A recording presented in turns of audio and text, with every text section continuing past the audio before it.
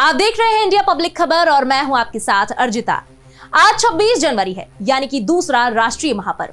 26 जनवरी 1950 को संविधान लागू हुआ था। इस वजह से 26 जनवरी को गणतंत्र दिवस मनाया जाता है।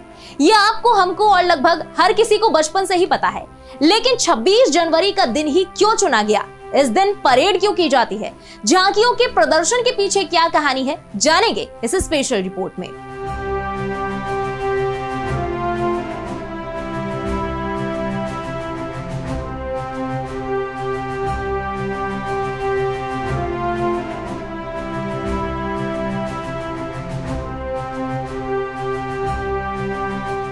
देश को आजाद हुए 3 साल से ज्यादा का समय बीत चुका था।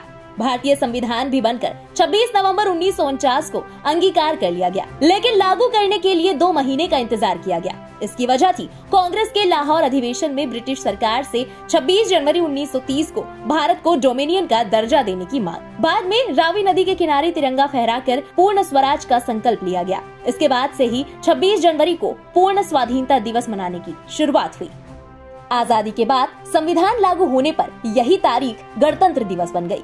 बात करें परेड की तो सीधे तौर पर इसका संबंध शक्ति प्रदर्शन से है। इसमें भारत की तीनों सेनाएं अपने सैनिक और हथियार का प्रदर्शन करती हैं, जिससे लोगों में देश के प्रति गर्व की भावना आए। भारत में ब्रिटिश राज के दौरान परेड और जुलूस आम बात थी। इसका इस्तेमाल ब्रिटिश न सिर्फ भारतीयों को बल्कि पूरी दुनिया को अपनी ताकत का प्रदर्शन करने के लिए करते थे, खासकर उनके यूरोपियन प्रतिद्वंद्वियों फ्रांस और पुर्तगाल को दिखाने के लिए। जब अंग्रेज भारत से गए तो पूरी तरह से नहीं गए। लोग कहते हैं कि अंग्रेजों ने भारत को रेलवे दी, सैनिक परेड भी हमें सौंप कर चले गए। लेकिन फर्क इतना है कि तब बग्घी में वायसराय बैठकर निकलते थे, सैनिक उन्हें सलामी देते थे। अब बग्घी में स्वतंत्र भारत का सर्वोच्च प्रतिनिधि यानी राष्ट्रपति होता है। जिक्र करें झांकियों का तो पहली बार 1953 में सेना और कुछ अन्य सशस्त्र बलों के साथ राज्यों की भी झांकियों को शामिल किया गया। इसके पीछे कारण ये था कि 50 के दशक में भारत के राज्यों के बीच भाषाई आधार पर तनाव बढ़ रहा था। सभी को अपने कल्चर को बचाना था। ऐसे में विभिन्न राज्यों और परंपराओं के होने के बावजूद भी एक साथ राजपथ पर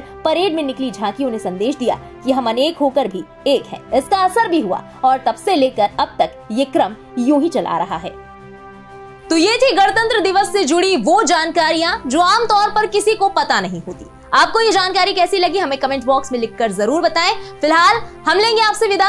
आप सभी दर्शकों को इंडिया पब्लिक खबर की तरफ से गणतंत्र दिवस की हार्दिक शुभकामनाएं। बने रहें इंडिया पब्लिक खबर के साथ। हमारे YouTube चैनल को सब्सक्राइब करें और बेल आइकन दबाना बिल्कुल ना भूलें।